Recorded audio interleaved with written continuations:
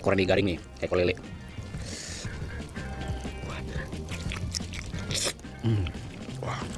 Wah, masih enak banget.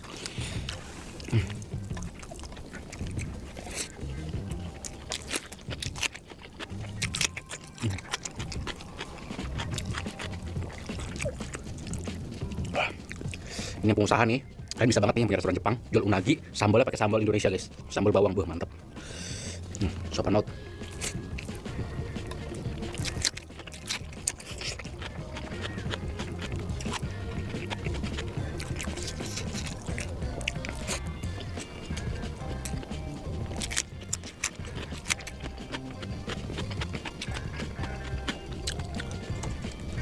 Wah, gokil sini guys, nggak bisa berhenti nih, parah.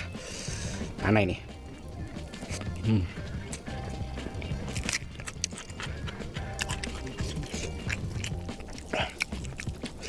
Karena gurih dan umaminya tuh the max banget, jadi kita butuh timun guys, biar mulut tuh nggak terlalu gurih banget. Soalnya masih enak itu.